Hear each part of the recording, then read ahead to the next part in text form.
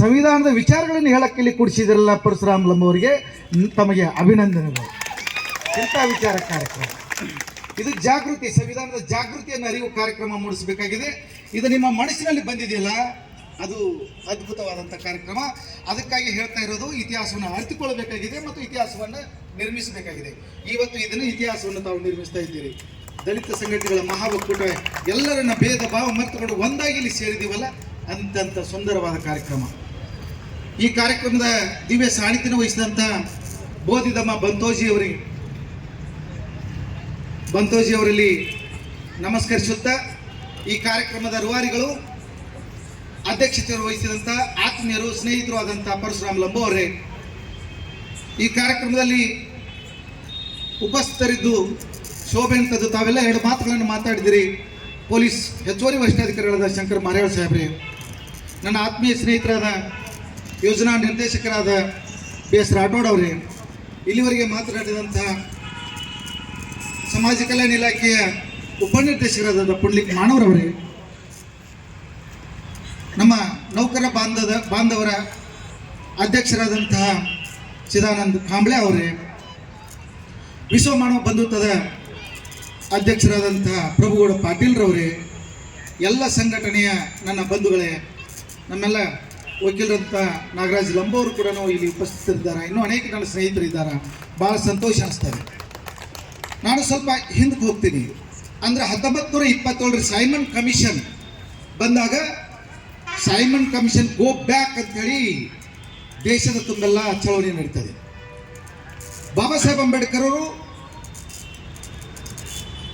ಸ್ವತಃ ಸೈಮನ್ ಕಮಿಷನ್ಗೆ ಮುಂದೆ ಹೋಗಿ ತಮ್ಮ ಪ್ರಸ್ತಾವನೆ ನೀಡ್ತಾರೆ, ತಮ್ಮ ಅಬ್ಜೆಕ್ಷನ್ ನೀಡ್ತಾರೆ. ಯಾವುದೇ ಕಾರಣಕ್ಕೂ ನನ್ನ ಜನಾಂಗ, ನಿಮ್ಮ ಜನಾಂಗ, ಡಿಪ್ರೆಸ್ಡ್ ಪೀಪಲ್, ಹಿಂದುಳಿದ ಜನಾಂಗ ನೋಡಿ, 6 ಕೋಟಿ ಜನರು ಅಸ್ಪೃಶ್ಯರಾಗಿದ್ದಾರೆ ಈ ದೇಶದಲ್ಲಿ. 50 ಲಕ್ಷ ಜನರು ಊರು ಬಿಟ್ಟ ಅಡವಿಯಲ್ಲಿ ಎಲ್ಲೋ ಬುಡಕಟ್ಟು ಜನಾಂಗ ಆಗಿ ಬದುಕ್ತಾ ಇದ್ದಾರೆ. ಇವರಿಗೆಲ್ಲರಿಗೂ ನ್ಯಾಯ ಸಿಗಬೇಕಾದ್ರೆ ನೀವು ಮೀಸಲಾತಿಯನ್ನು ಕಲ್ಪನೆ ಕೊಡದೆ ಸಂವಿಧಾನ ರಚನೆಯಲ್ಲಿ ನಮ್ಮವರನ್ನು ಭಾಗಿ ಮಾಡಲೇಬೇಕು. ಇದು ನನ್ನ ಅಭಿಪ್ರಾಯ. ಇವೆಲ್ಲ ಜಾತಿ ವಿಚಾರಗಳನ್ನು ಅಲ್ಲಿ ಹೇಳ್ತಾರೆ.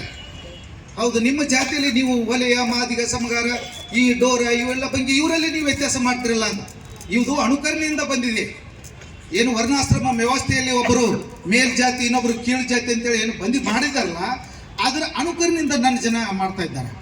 ಅವರು ವೇದಿಕೆ ಹಚ್ಕೊಳ್ತಾರೆ, ಊಟವನ್ನು ಮಾಡ್ತಾರೆ, ಮದುವೆಗಳನ್ನು ಮಾಡ್ಕೊಳ್ತಾ ಇದ್ದಾರೆ ಅಂತ ಹೇಳ್ತಾರೆ. ಅದಕ್ಕಾಗಿ ಅವರ ಬಾಬಾ ಸಾಹೇಬ್ ಅಂಬೇಡ್ಕರ್ ಅವರ ಕೆಲಸ ಎಲ್ಲಿಂದ ಪ್ರಾರಂಭ ಆಗ್ತದೋ ಅಂತದ್ದು, ಅಷ್ಟೊತ್ತಾಗಿ ಡಿವಿಡೆಂಡ್ ಆಫ್ ಇಂಡಿಯನ್ ಅನ್ನುವಂಥದ್ದು ಒಂದು ಪ್ರಬಂಧ ಬರೀತಾರೆ.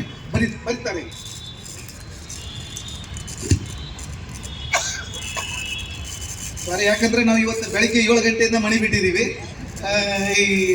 ಮತ್ತೆ ರಾತ್ರಿ ಬೆಂಗಳೂರಿಗೆ ಹೋಗಬೇಕು. ನಾಳೆ ಮೀಟಿಂಗ್ ಇದೆ, 9 ಇದು ಇದೆ. ಆದರೂ ನಮಗೆ ರಮೇಶ್ ಕಾವಲಿ ಅವರು ಮತ್ತು ನನ್ನ ಎಲ್ಲ ಸ್ನೇಹಿತರು ಬಂದು ಇಲ್ಲ ನೀವು ಬರಲೇಬೇಕು ಅಂತ ಹೇಳಿದಕ್ಕಾಗಿ ನಾನು ಆ ಪ್ರೀತಿ ಹೋಗೊಟ್ಟಿಗೆ ನಾನು ಬಂದಿದ್ದೀನಿ.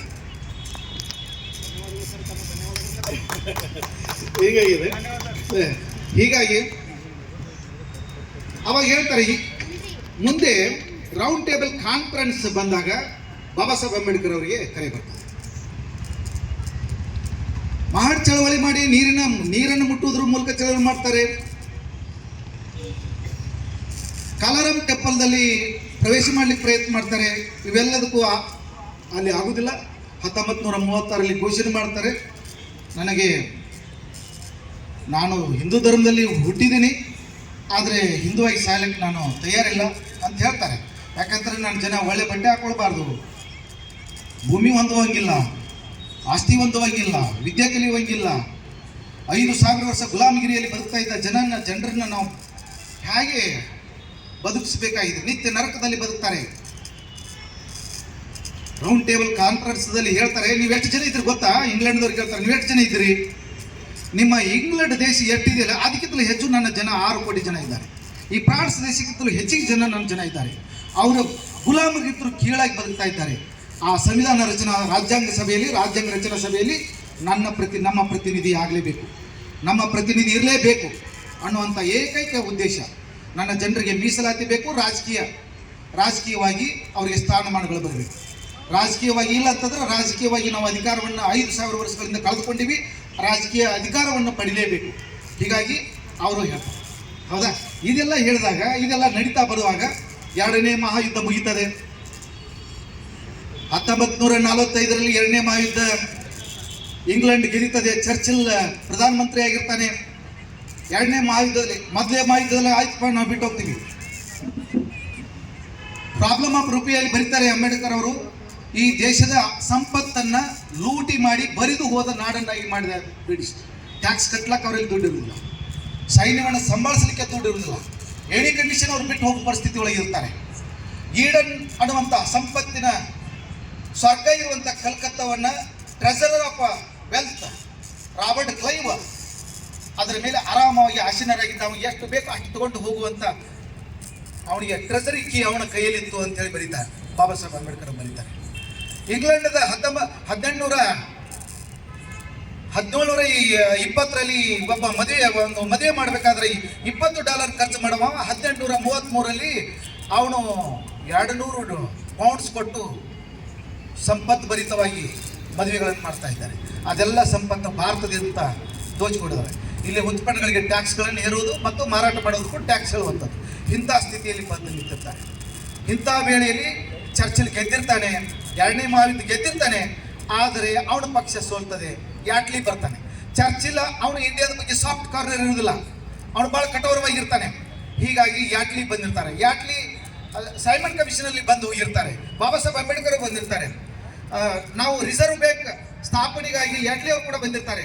ಬಾಬಾ ಸಾಹೇಬ್ ಅಂಬೇಡ್ಕರ್ ಅವರು ತಮ್ಮ ಪ್ರಸ್ತಾವನೆ ಕೊಡ್ತಾರೆ ರಿಸರ್ವ್ ಬ್ಯಾಂಕ್ ಸ್ಥಾಪನೆಗಾಗಿ. ಅದನ್ನು ಇನ್ನೊಮ್ಮೆ ವಿಚಾರಗಳನ್ನು ಮಾಡೋಣ. ಈಗ ನಮಗೆ ಸಂವಿಧಾನದ ಯಾಕೆ ಬತ್ತು, ಹೇಗೆ ಬತ್ತು ಅನ್ನುವಂಥದ್ದು ನಾವು ಅದನ್ನು ಮಾತಾಡ್ತಾ ಇದ್ದೀವಿ. ಹೀಗಾಗಿ 1945ರಲ್ಲಿ ಒಂದು ಯಾಟ್ಲಿ ಅವರು ಬಂದ ನಂತರ ಕ್ರಿಪ್ಸ್ ಒಂದು ಮಿಷನ್ ಕಳಿಸ್ತಾರೆ. ಕ್ರಿಪ್ಸ್ ಆಯೋಗ, ಲಾರೆನ್ಸ್ ಇರ್ತಾರೆ, ಕ್ರಿಪ್ಸ್ ಇರ್ತಾರೆ, ಅಲೆಕ್ಸಾಂಡರ್ ಇರ್ತಾರೆ. 3 ಜನ ಬರ್ತಾರೆ. ನಿಮಗೆ ಒಂದು ರಾಜ್ಯಾಂಗ ರಚನೆ ಆಗಬೇಕು. ನಾವು ಜೂನ್ 3 ಪ್ಲಾನ್ ಪ್ರಕಾರ ಈ ಭಾರತವನ್ನು 1948 ಜುಲೈ ತಿಂಗಳ ಒಳಗಾಗಿ ನಾವು ಈ ದೇಶವನ್ನು ನಿಮಗೆ ಸ್ವತಂತ್ರವನ್ನು ಹಸ್ತಾಂತರ ಮಾಡಬೇಕಾಗಿದೆ. ನಾವು ಬಿಟ್ಟು ಹೋಗ್ತಾ ಇದ್ದೀವಿ. ಅದಕ್ಕೆ ನೀವು ಎಷ್ಟು ಸಾಧ್ಯವೋ ಅಷ್ಟು ನೀವು ರಾಜ್ಯಾಂಗ ರಚನೆ ಮಾಡಲಿಕ್ಕೆ ಅದನ್ನು ಮಾಡಬೇಕು ಅಂತೇಳಿ. ಆವಾಗ ಮುಸ್ಲಿಂ ಲೀಗ್ ಹೇಳ್ತಾರೆ, ಇಲ್ಲ ನಮಗೂ ರಾಜ್ಯಾಂಗ ರಚನೆಗೆ ಹಾಕೊಂಡು ಕೊಡಬೇಕು. ಆವಾಗ ಡೈರೆಕ್ಟ್ ಆಕ್ಷನ್ ಪ್ರಾರಂಭ ಆಗ್ತದೆ 1946ರಲ್ಲಿ. ಕಲ್ಕತ್ತಾ ದೊಡ್ಡ ದೊಡ್ಡ ಮಹಾನಗರಗಳಲ್ಲಿ ಬೀದಿಗಳಲ್ಲಿ ರಕ್ತಪಾತ ಆಗ್ತದೆ. ನಮಗೂ ಎಲ್ಲ 560 ಸುಮಾರು 600 ರಾಜ್ಯಗಳು ನಮಗೂ ರಾಜ್ಯಾಂಗ ರಚನೆ, ನಾವು ಸ್ವತಂತ್ರ, ನಮ್ಮದೇ ದೇಶ ಆಗಬೇಕು ಅನ್ನೋದು ಅವರು ಕೊಡ್ತಾರೆ. ಪ್ರಿನ್ಸೆಸ್ ಆಫ್ ಬರೋಡಾ ಅವನು ಎಲ್ಲ ಪ್ರಿನ್ಸೆಸ್ ಚೇಂಬರ್ನ ಅಧ್ಯಕ್ಷ ಇರ್ತಾನೆ ಅವನು. ಅವರು ಹೇಳ್ತಾರೆ ನಾವು ಕೂಡ ನಮಗೂ ರಾಜ್ಯಾಂಗ ರಚನೆ ಬೇಕು, ನಮಗೂ ರಾಜ್ಯಾಂಗ ಬೇಕು, ನಾವು ಇಂಡಿಪೆಂಡೆಂಟ್ ಆಗ್ತೀವಿ ಅವರು ಹೇಳ್ತಾರೆ. ಇಂಥ ಎಲ್ಲ ವಾತಾವರಣ ನಡೀತದೆ. ಅದಕ್ಕೆ ಥಾಟ್ಸ್ ಆನ್ ಪಾಕಿಸ್ತಾನದ ಬಗ್ಗೆ ಬೈತಾರೆ. ಬಾಬಾ ಸಾಹೇಬ್ ಅಂಬೇಡ್ಕರ್ 1940ರಲ್ಲಿ ಸ್ವತಂತ್ರ ಸಿಗುವಂಥ ಸಂದರ್ಭ ಇದೆ ಅಂತ ಹೇಳ್ತಾರೆ. ಅದನ್ನು ಯಾರೂ ಒಪ್ಪೋದಿಲ್ಲ. ಅದಕ್ಕಾಗಿ ಭಾರತ ಮಂಡಳಿಯನ್ನು ತಯಾರು ಮಾಡೋಣ. ಪಾಕಿಸ್ತಾನ ಅಥವಾ ಈಗೇನು ಬೇಡಿಕೆ ಇಟ್ಟಿದ್ದಾರೆ ಮುಸ್ಲಿಂ ಲೀಗ್ನಿಂದ 20 ಜನ ಸದಸ್ಯರು, ಭಾರತದಿಂದ 20 ಜನ ಸದಸ್ಯರು ಕೂಡಿಕೊಂಡು ಭಾರತ ಮಂಡಳಿ ಮಾಡೋಣ. ಅದಕ್ಕೆ ಒಬ್ಬರ ರಾಷ್ಟ್ರಪತಿಗಳನ್ನು ಮಾಡೋಣ. 2 ಪ್ರಧಾನಮಂತ್ರಿಗಳು 10 ವರ್ಷ ನಾವು ಕೂಡಿರೋಣ. 10 ವರ್ಷದ ನಂತರ ಅವರಿಗೆ ಬೇಡ ಅಂತಂದಾಗ ಚುನಾವಣೆ ಮಾಡೋಣ. ಯಾರು ಹೋಗ್ತಾರೆ ಅವಾಗ ಅವರ ಆಸ್ತಿ ಕೊಡೋಣ. ನಮ್ಮ ಆಸ್ತಿ ಯಾರ್ಯಾರು ಅಲ್ಲಿಗೆ ಹೋಗ್ತಾರೆ, ಇಲ್ಲಿಗೆ ಯಾರು ಬರ್ತಾರೆ ಅನ್ನೋದಂತ ವಿನಿಮಯ ಮಾಡ್ಕೊಳ್ಳೋ ರೆಕಾರ್ಡ್ ಆಗ್ತದೆ ಅನ್ನುವಂಥದ್ದನ್ನು ಥಾಟ್ಸ್ ಆನ್ ಪಾಕಿಸ್ತಾನ ಗ್ರಂಥದಲ್ಲಿ ಬರೀತಾರೆ. ಭಾಳ ಬ್ಯೂಟಿಫುಲ್ ಆಗಿ. ಅದನ್ನು ಯಾರೂ ನಂಬುವುದಿಲ್ಲ, ಯಾರೂ ಕೇಳುವುದಿಲ್ಲ. ಮುಂದೆ 1940ರಲ್ಲಿ ಭಾಗ ಆಗುವಾಗ ಲಕ್ಷಾಂತರ ಜನ ಸಾವು ನೋವುಗಳಾಗ್ತವೆ, ಆಸ್ತಿ ಹರಾಜಾಗ್ತವೆ. ಇನ್ನೂ ಕೂಡ ಎನಿಮಿ ಪ್ರಾಪರ್ಟಿ ಕೂಡ ನಮ್ಮಲ್ಲಿ ಈಗಾದರೂ ಕೂಡ ನಾವು ಹಸ್ತಾಂತರ ಮಾಡುವಂಥದ್ದು ಇನ್ನೂ ಕೂಡ ಇದೆ. ನಮ್ಮಲ್ಲಿ ಕಚೇರಿಗಳಲ್ಲಿ ಕಡತಗಳಿದ್ದಾವೆ.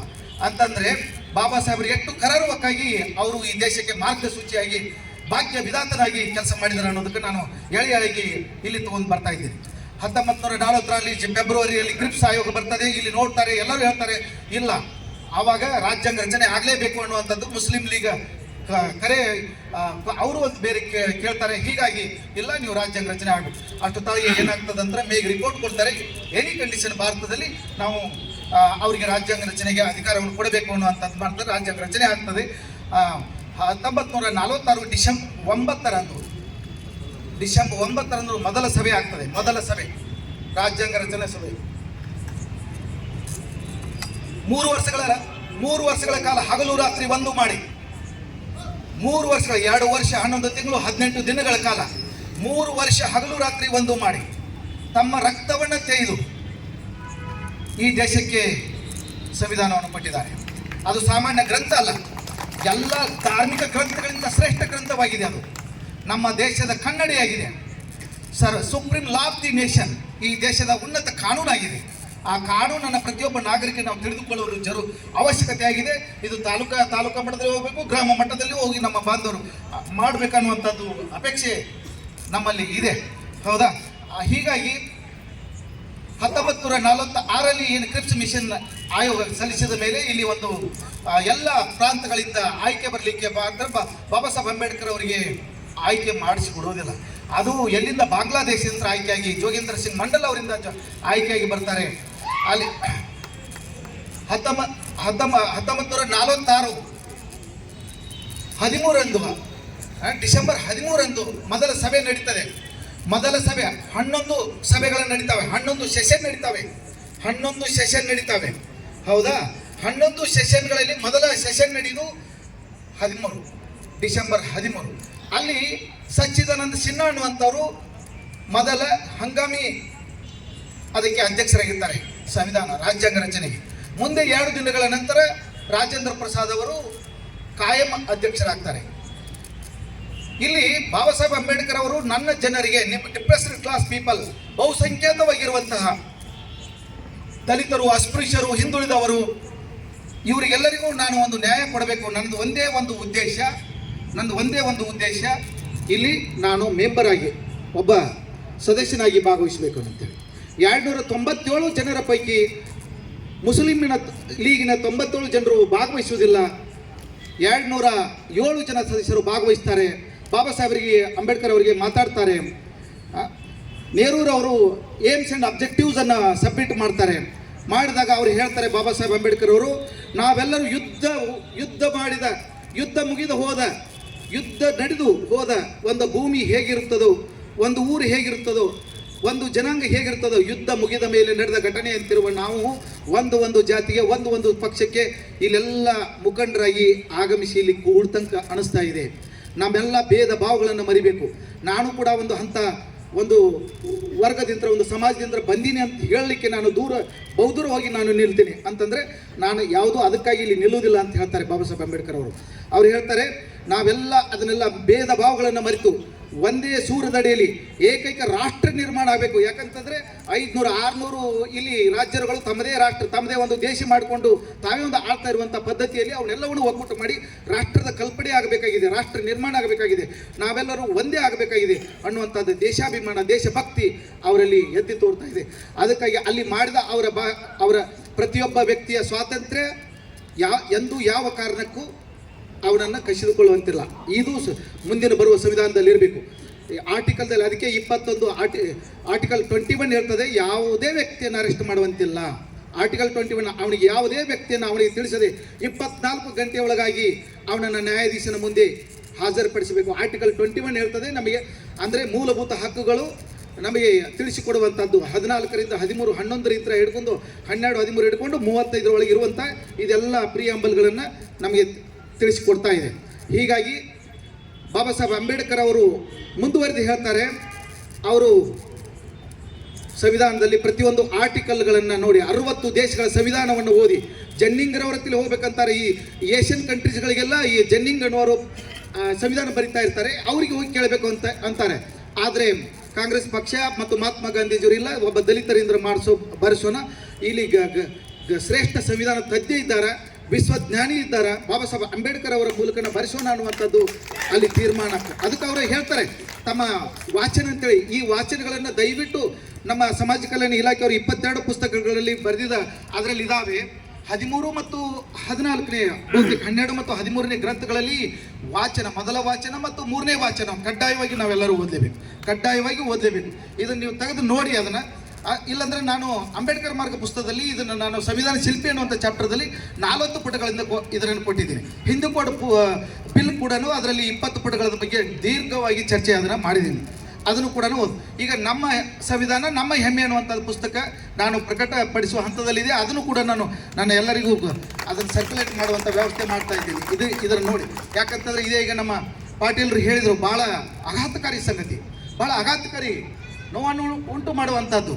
ಅದಕ್ಕೆ ಹೇಳ್ತದೆ, ಇದು 1950 ಜನವರಿ 26 ಯಾಕೆ ಬಂತಂತಂದರೆ, ಅಲ್ಲಿ ಲಾಹೋರ್ ಸೆಷನ್ದಲ್ಲಿ 1929 ಮತ್ತು 30ನೇ ಕಾಂಗ್ರೆಸ್ ಅಧಿವೇಶನದಲ್ಲಿ ನಾವು ಸಂಪೂರ್ಣ ಸ್ವರಾಜ್ಯ ಬೇಡಿಕೆ ಇಡ್ತಾರೆ. ಡೊಮಿನೆಂಟ್ ಸ್ಟೇಟಸ್ ಅಲ್ಲ, ನಮಗೆ ಸಂಪೂರ್ಣ ಸ್ವರಾಜ್ಯ ಬೇಕು ಅಂತೇಳಿ ಆವತ್ತಿನಿಂದ 17 ವರ್ಷ ಸ್ವತಂತ್ರ ಸಿಗುವವರೆಗೂ 17 ವರ್ಷ ಜನವರಿ 26 ಸಂಪೂರ್ಣ ಸ್ವರಾಜ್ಯ ಅಂತೇಳಿ ದಿವಸವನ್ನು ಆಚರಣೆ ಮಾಡ್ತಾ ಇತ್ತು ಈ ದೇಶದಲ್ಲಿ. ಹೀಗಾಗಿ ನಾವು ನವೆಂಬರ್ 26, 1949 ಇದನ್ನು ಅಧ್ಯರ್ಪಣೆ ಮಾಡಿದ್ರು ಕೂಡ ಜಾರಿಗೆ ಬಂದದ್ದು ಆ ಲಾಹೋರ್ ಸೆಷನ್ದಲ್ಲಿ ನಾವು ಏನು ಘೋಷಣೆ ಮಾಡಿದ್ದೀವಿ ಸಂಪೂರ್ಣ ಸ್ವರಾಜ್ಯ, ಆ ನೆನಪಿಗಾಗಿ ಜನವರಿ 26 ಇವತ್ತು ನಮಗೆ ಬರ್ತಾ ಇದೆ. ಯಾಕೆ ಇವತ್ತು ಸಂಪೂರ್ಣ ಸ್ವರಾಜ್ ಸಾರ್ವಭೌಮ ಯಾಕಂತಂದ್ರೆ ಭಾರತವು ಗುಲಾಮಿಗಿರಿಯಿಂದ ಮುಕ್ತವಾಯಿತು ಅಂತ ಹೇಳಿ, ಅದು ಸಾರ್ವಭೌಮ. We the people of India, ನಾವು ಭಾರತದ ಜನರು ನಾವೇ ಬರೆದುಕೊಂಡಿದ್ದೀವಿ. ಇಲ್ಲಿ ಎಲ್ಲ ಹೇಳ್ತಾರೆ ನಾವೇ ಬರೆದುಕೊಂಡು, ಯಾಕಂದರೆ ಎಲ್ಲರೂ ರಿಪ್ರೆಸೆಂಟೇಟಿವ್ ಅಲ್ಲಿ ಸಂವಿಧಾನ ಸಭೆಯಲ್ಲಿ ಹೋಗಿದ್ದಾರೆ. ಪ್ರತಿಯೊಂದು ದೇಶದ ಮೂಲೆಗಳಿಂದ ಪ್ರತಿನಿಧಿಯಾಗಿ ಹೋಗಿ ಅಲ್ಲಿ ಸಂವಿಧಾನದಲ್ಲಿ ಭಾಗವಹಿಸಿದ್ದಾರೆ. ಎಲ್ಲ ಮುತ್ಸದ್ದಿಗಳು ಇದ್ದಾರೆ. ಬಾಬಾ ಸಾಹೇಬ್ ಅಂಬೇಡ್ಕರ್ ಪ್ರತಿಯೊಂದು ಚಾಪ್ಟರ್ಗಳು 166 ದಿನಗಳವರೆಗೆ 144 ದಿವಸಗಳನ್ನು ಪರಿಶೀಲನೆಗೆ ಇಟ್ಕೊಂಡಿದ್ದಾರೆ. 146ಗಳನ್ನು ಬರೆದಿದ್ದಾರೆ ದಿವಸಗಳನ್ನು. ಅಂದರೆ 44 ದಿವಸ ಕಂಟಿನ್ಯೂಸ್ ಚರ್ಚೆ ನಡೆದಿದೆ. 64 ಲಕ್ಷ ರೂಪಾಯಿ ಖರ್ಚು ಮಾಡಲಾಗಿದೆ. ಅವರ ಪ್ರಥಮ ವಾಚನ, ಅದಕ್ಕೆ ಹೇಳ್ತಾರೆ ಸಂವಿಧಾನದ ಬಗ್ಗೆ ಮಾಡುವಾಗ ಮೊದಲ ವಾಚನವನ್ನು ಮಾಡಲಿಕ್ಕೆ ಅದಕ್ಕಿಂತಲೂ ಪೂರ್ವದಲ್ಲಿ 1948 ಫೆಬ್ರವರಿ 16 ಅದನ್ನು ಪಬ್ಲಿಕ್ಕಿಗೆ ಇಡ್ತಾರೆ.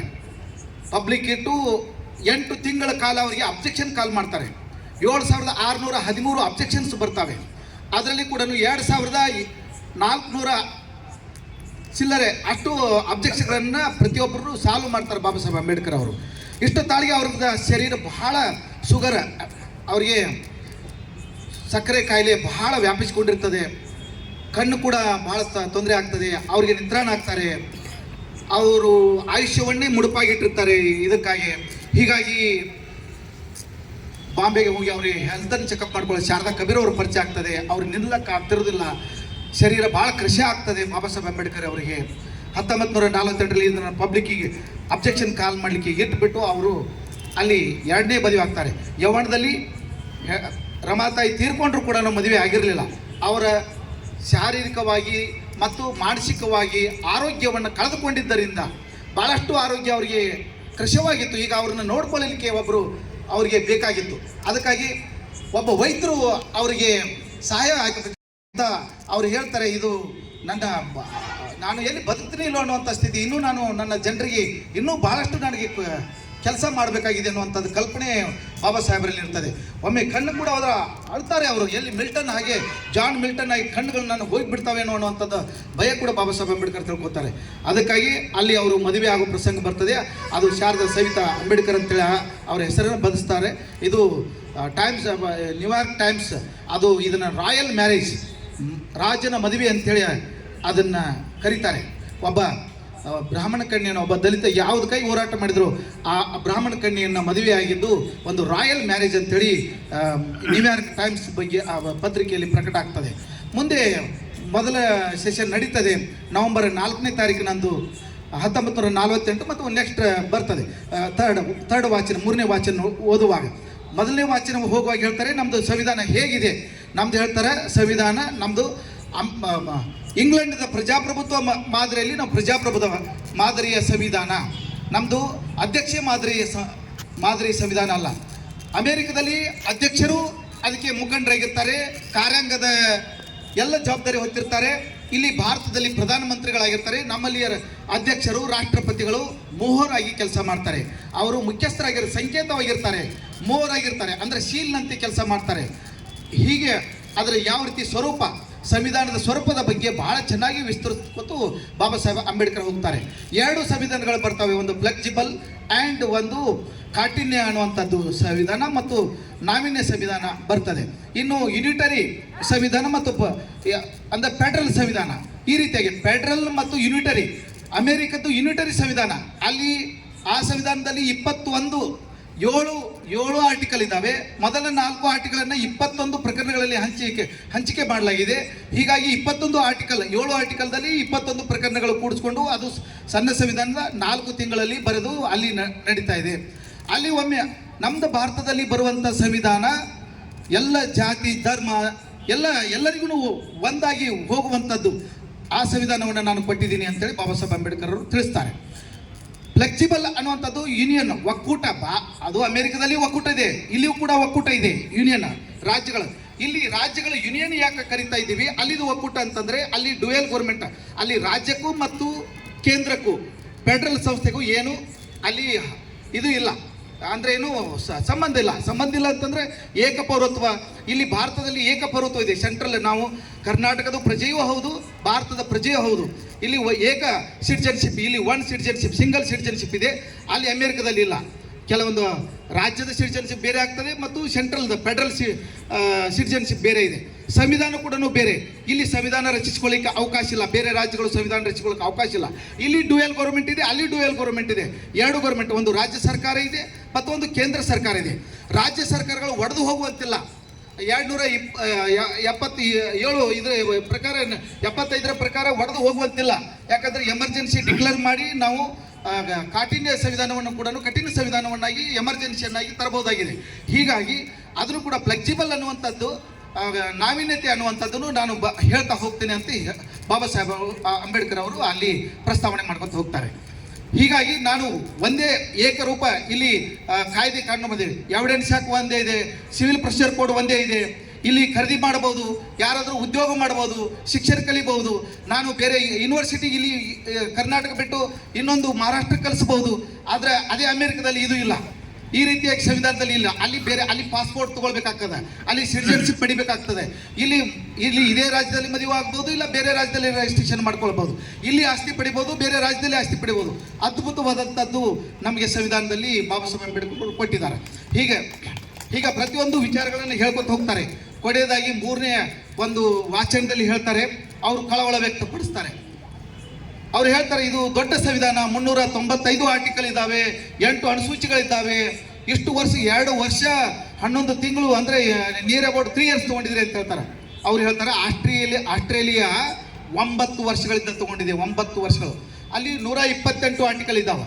ಕೇರಳ 1 ವರ್ಷದಲ್ಲಿ ಸಂವಿಧಾನ ಬರೆದಿದೆ, ಅಲ್ಲಿ 147 ಆರ್ಟಿಕಲ್ ಇದ್ದಾವೆ. ಅಮೆರಿಕದಲ್ಲಿ 7 ಆರ್ಟಿಕಲ್ ಇದ್ದಾವೆ, 4 ತಿಂಗಳಲ್ಲಿ ಸಂವಿಧಾನ ಮಾಡಿದ್ದಾರೆ.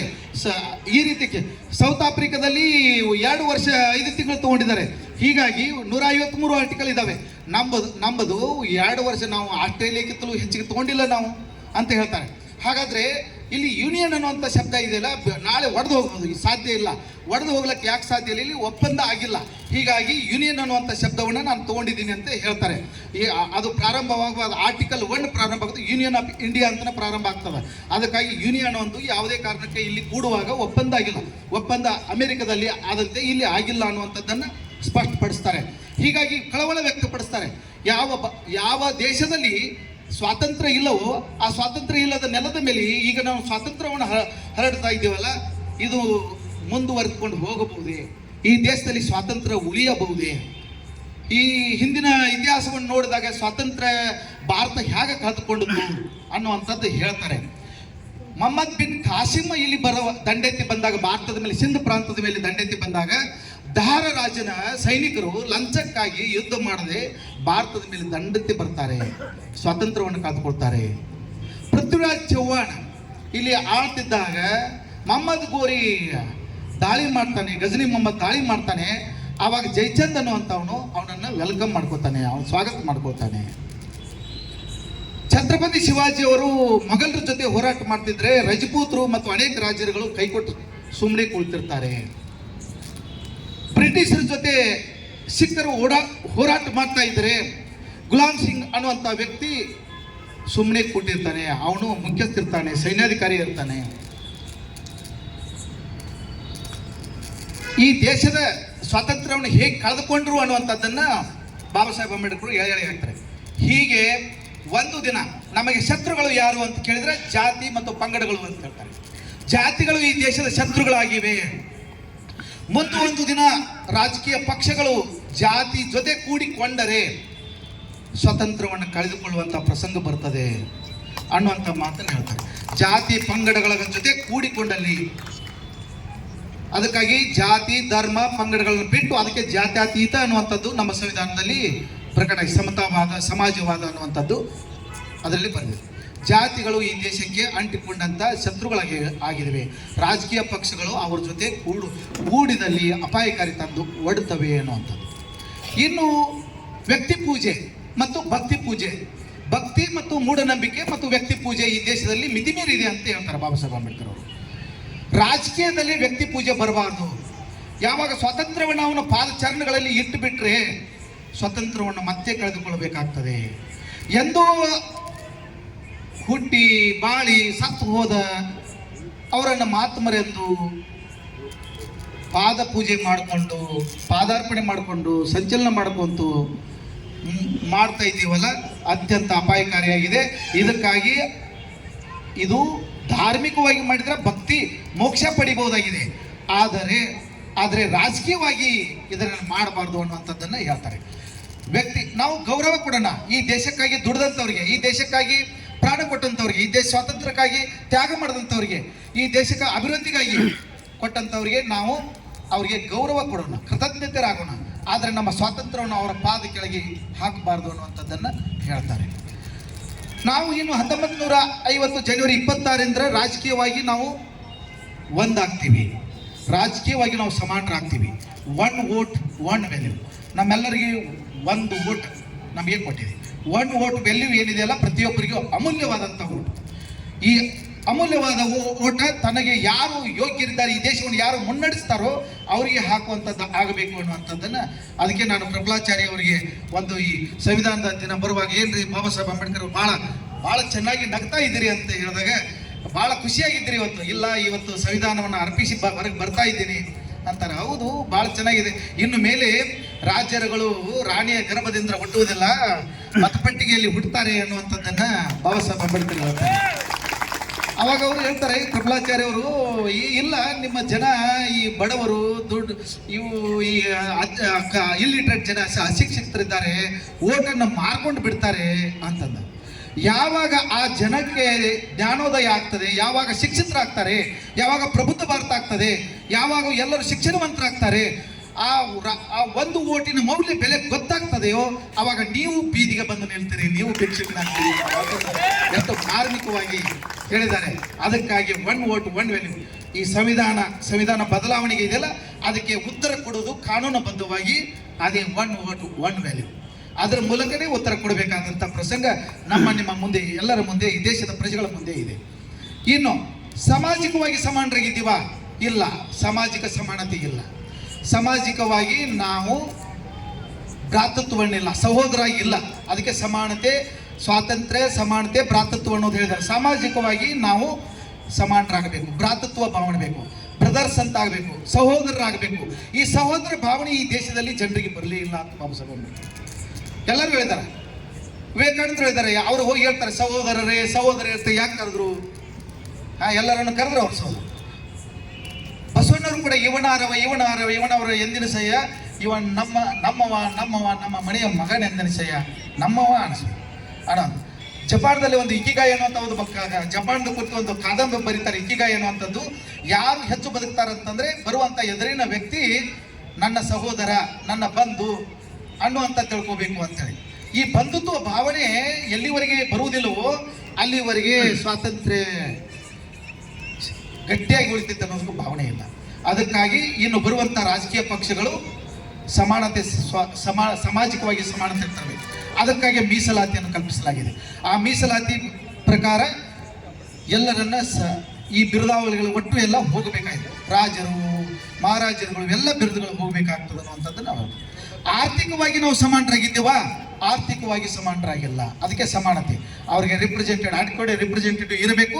ಹೀಗಾಗಿ ಎಲ್ಲರಿಗೂ ಸಮಾನತೆ ಅವಕಾಶಗಳನ್ನು ಕೊಡಬೇಕು ಅನ್ನುವಂಥದ್ದನ್ನು ಬಾಬಾ ಸಾಹೇಬ್ ಅಂಬೇಡ್ಕರ್ ಅವರು ಈ ಭ್ರಾತೃತ್ವ, ಸಮಾನತೆ ಮತ್ತು ಸ್ವಾತಂತ್ರ್ಯ ಅನ್ನುವಂಥದ್ದನ್ನು ಇವು ಕೊಡುಗೆಗಳಾಗಿವೆ. ಮಾನವ ಕುಲಕ್ಕೆ ಇವು ಕೊಡುಗೆಗಳಾಗಿವೆ. ಭಾರತದ ಮಾನವ ಸಮಾಜಕ್ಕೆ ಇವು ಕೊಡುಗೆಗಳಾಗಿವೆ. ಇದು ಇಲ್ಲದೆ ಇದ್ದಲ್ಲಿ ಸ್ವಾತಂತ್ರ್ಯ, ಸಮಾನತೆ ಇಲ್ಲದೆ ಸ್ವಾತಂತ್ರ್ಯನೇ ಇಲ್ಲ. ಭ್ರಾತೃತ್ವವಿಲ್ಲದೆ ಸಮಾನತೆ, ಸ್ವಾತಂತ್ರ್ಯನೇ ಇಲ್ಲ. ಒಂದು ಮೂರೂ ಒಂದಕ್ಕೊಂದು, ಒಂದು ಬಿಟ್ಟು ಇನ್ನೊಂದಿಲ್ಲ. ಸ್ವಾತಂತ್ರ್ಯ ಇಲ್ಲದೆ ಸಮಾನತೆ ಇಲ್ಲ, ಸಮಾನತೆ ಇಲ್ಲದೆ ಸ್ವಾತಂತ್ರ್ಯ ಬರೋದಿಲ್ಲ, ಸಮಾನತೆ ಇಲ್ಲದೆ ಹೋದಲ್ಲಿ ಸ್ವಾತಂತ್ರ್ಯ ಎಲ್ಲಿ ಬರ್ತದೆ? ಹೀಗಾಗಿ ಭ್ರಾತೃತ್ವ ಅನ್ನುವಂಥದ್ದು, ಭ್ರಾತೃತ್ವ ಎಲ್ಲಿ ಬರ್ತದೋ ಆವಾಗ ಇದು ಸಮಾನತೆ ಮತ್ತು ಸ್ವಾತಂತ್ರ್ಯ ಇರ್ತದೆ. ಈ ಭ್ರಾತೃತ್ವ ಭಾವನೆ ಬರುವುದು ಬಹಳ ಕಠಿಣ. ನಮ್ಮ ಹೃದಯಗಳು ಬಹಳ ಕಠಿಣವಾಗಿದೆ. ಎಲ್ಲೋ ಹುಡುಕಿದೆ ಇಲ್ಲದೆ ದೇವರ ಕಲ್ಲು ಮಣ್ಣಿನ ಗುಡಿ ಒಳಗೆ ಅಂತೇಳಿ ಶಿವರುದ್ರಪ್ಪನವರು ಮಾತಾಡ್ತಾರೆ. ವಿಶ್ವ ಮಾನವನಾಗು ಅಂತೇಳಿ ಕುವೆಂಪು ಅವರು ಕೂಡ ಹೇಳ್ತಾರೆ. ವಿಶ್ವ ಮಾನವನಾಗು, ಓ ನನ್ನ ಚೇತನ ಆಗುಣಿಯ ನಿಕೇತನ ಅಂತೇಳಿ ಒಂದೇ ಆಗು ಅಂತೇಳಿ ಕೂಡ ಕುವೆಂಪು ಅವರು ಹೇಳ್ತಾರೆ. ಎಲ್ಲರೂ ಹೇಳಿದ್ದಾರೆ ಕೂಡ. ಅದು ಬರಬೇಕು, ಭ್ರಾತೃತ್ವ ಭಾವನೆ ಎಲ್ಲರಲ್ಲಿಯೂ ಬರಬೇಕಾಗಿದೆ. ಅದಕ್ಕಾಗಿ ಅವರು ಹೇಳ್ತಾರೆ.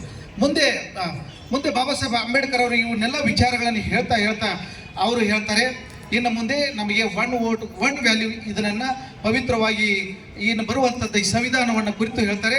ಸಂವಿಧಾನವನ್ನು ಯಾರಾದರೂ ಯಾವಾಗ ಶ್ರೇಷ್ಠತೆ ಬರ್ತದೆ ಸಂವಿಧಾನಕ್ಕೆ, ಯಾವುದು ಶ್ರೇಷ್ಠ ಸಂವಿಧಾನ ಅಂತಂದರೆ ಯಾರು ಇದನ್ನು ಇಂಪ್ಲಿಮೆಂಟ್ ಮಾಡ್ತಾರೋ, ಆಳುವ ಸರ್ಕಾರಗಳು ಇದನ್ನು ಒಳ್ಳೆಯ ಥರಾಗಿ ಇಂಪ್ಲಿಮೆಂಟ್ ಮಾಡಿದರೆ, ಜಾರಿ ಮಾಡಿದರೆ ಅದೇ ಒಳ್ಳೆಯ ಕೆಟ್ಟ ಸಂವಿಧಾನವೂ ಕೂಡ ಒಳ್ಳೆಯ ಸಂವಿಧಾನ ಆಗ್ತದೆ.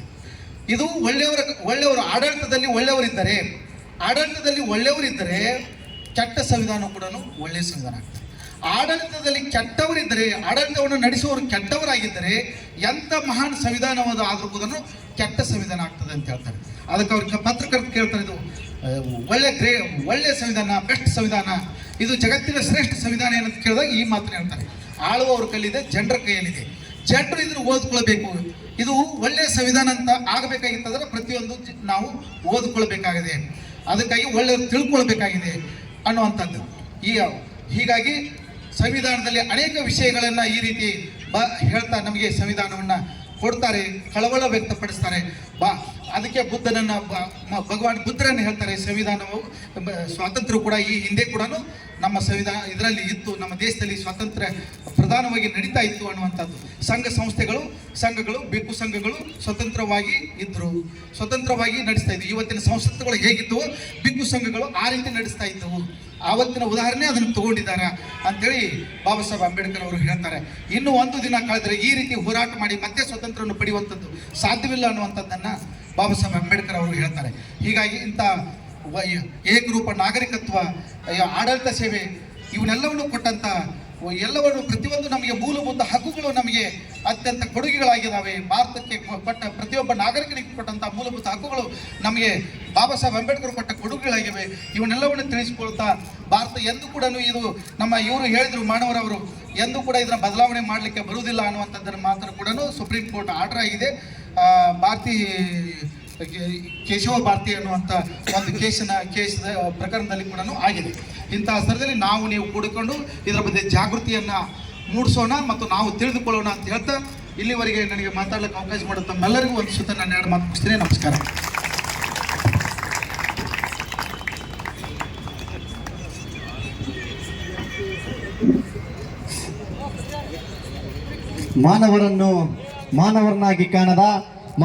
ಮಾನವರನ್ನಾಗಿ ಕಾಣದ ಈ ಸಮಾಜಕ್ಕೆ ಮಾನವ ಕುಲದ ಮಾನವೀಯತೆಯ ಮನೋಭಾವ ಮೂಡಿಸಿ ಮನಸ್ಸುಗಳ ಮಧ್ಯೆ ಮಧುರ ಮಮಕಾರದ ಮುಗುಳುನಗೆ ಮೂಡಿಸಿದ ಮಹಾಮಾನವತಾವಾದಿ ಡಾಕ್ಟರ್ ಬಾಬಾ ಸಾಹೇಬ್ ಅಂಬೇಡ್ಕರ್ ಬಗ್ಗೆ ದೇಶದ ಅಭಿವೃದ್ಧಿಗೆ ದಿನಗಳನ್ನೇ ಲೆಕ್ಕಿಸದೆ ದೇಶದ ವಿದೇಶ ಎಲ್ಲವನ್ನು ಸುತ್ತಿ ಈ ದೇಶದ